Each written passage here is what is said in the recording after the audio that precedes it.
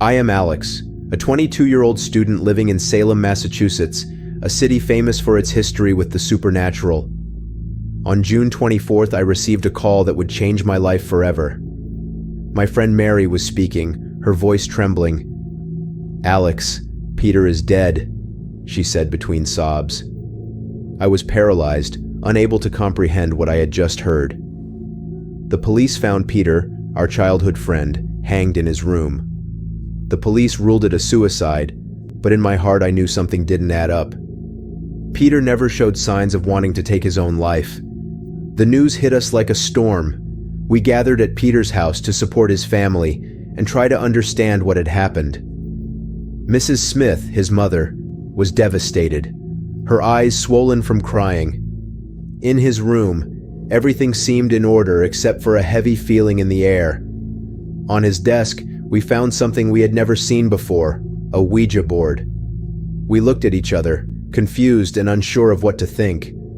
Peter had never mentioned having an interest in such things. That night I couldn't sleep. The image of Peter hanging from the ceiling haunted me, along with a sense of helplessness. We decided to investigate further the next day. We met at Mary's house, where she suggested using the Ouija board to try to communicate with Peter and find out what had really happened. Although I was reluctant and scared, I agreed. Any hints that could help us understand his death were worth the risk. A week after Peter's funeral, we gathered at Mary's house to use the Ouija board. There was a mix of fear and curiosity in the air. Mary turned off the lights and lit some candles, creating a dark and mysterious atmosphere. We sat in a circle around the board and placed our fingers on the pointer. I took a deep breath and asked, "Peter, are you here?" To our surprise, the pointer began to move slowly. At first, I thought one of us was pushing it, but seeing the terrified faces of my friends, I knew that wasn't the case. The pointer spelled out, "Hello." We remained silent, a chill running down our spines. We continued asking questions, and the pointer responded, sometimes incoherently, other times with clear messages. Peter told us he hadn't committed suicide, and that something or someone had forced him to do it. In the following days, each of us began experiencing supernatural events. I woke up in the middle of the night to hear whispers in my room. Mary found the word "friend" written on her bathroom mirror. John saw shadows moving around his house. We were terrified but determined to uncover the truth. We decided to consult a local historian, Mr. Reynolds, known for his knowledge of the supernatural. Perhaps he could help us understand what was happening and how we could stop the terrifying events that were starting to plague us. The next day we went to Mr. Reynolds' house, a historian known for his knowledge of the supernatural and local legends. His house, filled with books and antiques, had an atmosphere that perfectly matched the subject we were about to discuss. After hearing our story, Mr. Reynolds frowned and told us the situation was grave. "The Ouija board is a portal," he explained, "a bridge that connects our world with that of the spirits. If not used carefully, it can attract dangerous entities." He explained that in local culture, there were stories of vengeful spirits and malevolent entities that could use these portals to enter our world. Mr. Reynolds recounted a legend about the Cursed One, a spirit who, after an unjust execution, seeks revenge by possessing objects like the Ouija board. He warned us to be very careful and suggested performing a protection ritual before attempting any further sessions with the board. We decided to follow his advice. That night, we gathered again at Mary's house. Following Mr. Reynolds' instructions, we lit candles, used salt to form a circle of protection, and made sure to have protective amulets nearby. With our fingers on the pointer, we began the session. "Peter, if you're here, give us a sign," I said with a trembling voice. The pointer moved quickly, spelling danger. I felt a knot in my stomach. Peter was trying to warn us about something, but what? In the days following our session with the Ouija board, even stranger things began to happen. One night, I woke up with the feeling that someone was watching me. When I turned on the light, I saw a dark figure standing at the foot of my bed. I blinked, and it disappeared, but the fear stayed with me.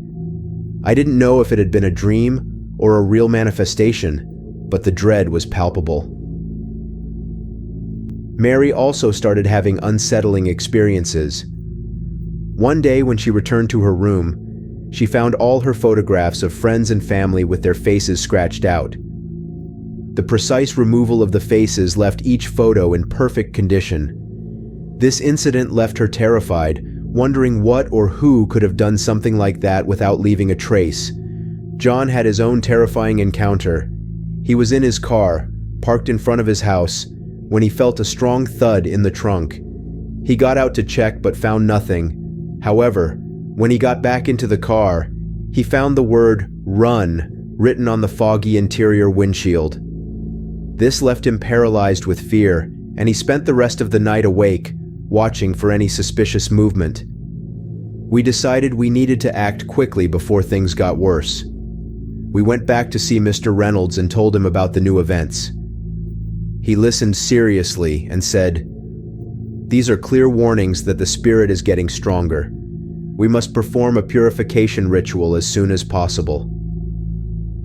With his guidance, we began to prepare for the ritual, hoping to stop the dark forces we had unleashed and restore some normalcy to our lives. After our encounters with Mr. Reynolds and the strange events we had experienced, fear began to infiltrate our dreams. The nights became restless, filled with vivid nightmares that left us exhausted upon waking. In my dreams, Peter appeared with empty eyes, pointing to something behind me. Every time I turned to look, I found myself surrounded by dark shadows, trying to drag me into the abyss.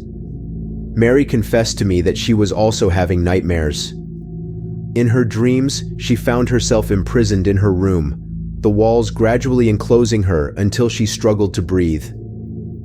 There was always a dark figure watching her from a corner of the room, motionless but terrifying. On the other hand, John dreamed of a faceless entity chasing him through an endless maze, feeling the desperation and terror of not finding an exit. We decided we couldn't go on like this. The nightmares were not only affecting us mentally, they were also beginning to deteriorate our physical health.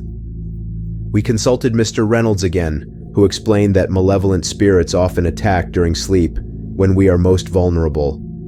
He suggested performing a cleansing ritual in our homes and carrying protective amulets. Additionally, he advised us to write our dreams in a journal to try to find patterns or hidden messages that the spirit might be trying to communicate. Armed with protective amulets and following Mr. Reynolds' instructions, we began to investigate more about the legend of the Cursed One. Mr. Reynolds revealed that this woman had faced unjust accusations of witchcraft in the 18th century, leading to her public execution. Before dying, she cursed those who condemned her, promising to return from beyond the grave to seek revenge. People said her spirit roamed the world, searching for objects to manifest and wreak havoc. We delved into old archives and historical records, searching for any information that could help us understand the Cursed One better. Her real name was Catherine Sands, a highly respected healer in her community before false accusations. Her executioners tortured her to confess to crimes she hadn't committed and eventually burned her at the stake. Her death was a brutal injustice, and it seemed her spirit would not find peace until her revenge was complete. After further investigation, we realized we had to act quickly. Mr. Reynolds warned us that the longer we waited, the stronger the spirit would become. He explained that the only way to appease the Cursed One would be to perform a ritual at her execution site, using personal items of Peter, as his death appeared to have some connection to the curse. With this new information, we prepared to face the spirit on its own ground, hoping to finally end its revenge and save our own lives. With the information we had gathered about the Cursed One and her connection to the Ouija board, we realized that Peter's death had not been a simple accident or suicide. The vengeful spirit, manifesting through the Ouija board, had manipulated Peter. We needed to take swift action to prevent further impact on lives. Mr. Reynolds explained that to stop the Cursed One, we had to perform a specific ritual using the Ouija board and some of Peter's personal items. "The spirit has established a strong link with Peter through the board," said Mr. Reynolds. "To break this link, we must confront the spirit at the site of the original injustice." We headed to Catherine Sand's former execution site, now a forgotten spot on the outskirts of the city.